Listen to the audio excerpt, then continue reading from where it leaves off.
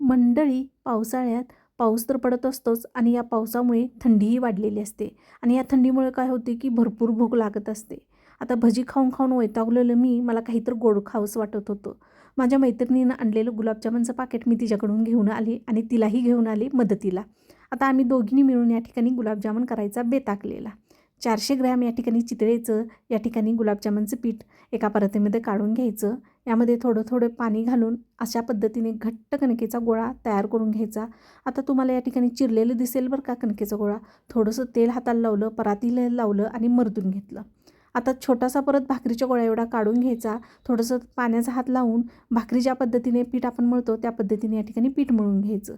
आता पीठ मळून झाल्यानंतर दोन्ही तळव्याला मी हाताला तेल लावून घेतलं आणि एक गुलाबजामुन एवढा गोळा घेऊन दोन्ही तळव्याच्यामध्ये दाबून दाबून या ठिकाणी गोळी तयार करून घेतली. अजिबात या ठिकाणी गोळी चिरलेली नाही, म्हणजे पीठ आपलं तयार झालेलं आहे. गोळे जर तुमचे चिरत असतील तर भाकरीचं पीठ ज्या पद्धतीने मळतो त्या पद्धतीने पीठ मळून घ्या. थोडंसं तळव्याला तेल लावून घ्यायचं. छोटी गोळी घेऊन तळव्याला दाबून दाबून हे गोळे तयार करून घ्यायचे आहेत. गोळे अजिबात चिरत नाहीत. तयार झालेले गोळे एका पॉकेटमध्ये काढून घ्यायचे किंवा ओल्या कपड्यामध्ये गुंडाळून ठेवायचे. 7 कप साखर घेतली, 7 कप पाणी घेऊन या ठिकाणी चिकट होईपर्यंत आपल्याला पाक शिजवून घ्यायचा आहे. पाक शिजण्यासाठी 5 ते 7 मिनिटे लागतात.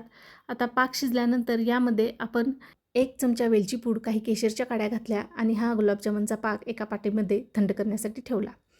आता दुसऱ्या ठिकाणी कढईमध्ये तेल गरम करून घेतले. त्यामध्ये हे गुलाबजामुन आपल्याला सोडायचे आहेत आणि सतत झाऱ्याने हलवत हे गुलाबजामुन मंद ते मध्यम आचेवरती 3 ते 4 मिनटं तळून घ्यायचे आहेत.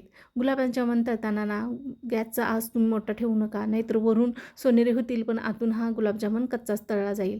अशा कलरवरती आपल्याला गुलाबजामुन काढून घ्यायचे आहेत. गरम गरम तळलेले गुलाबजामुन पाकामध्ये घालायचे आहेत. पाक आपल्याला या ठिकाणी कोमट असावा, जास्त कडक पाक या ठिकाणी नसावा. अर्ध्या तासानंतर बघा अगदी टम्म फुगलेले गुलाबजामुन या ठिकाणी तयार झालेले आहेत. तोडूनही दाखवते, अगदी रसरशीत या ठिकाणी गुलाबजामुन आपले तयार झालेले आहेत. ही रेसिपी तुम्ही नक्की ट्राय करून बघा. आवडल्यास लाईक, शेअर आणि सबस्क्राईब करायला विसरू नका.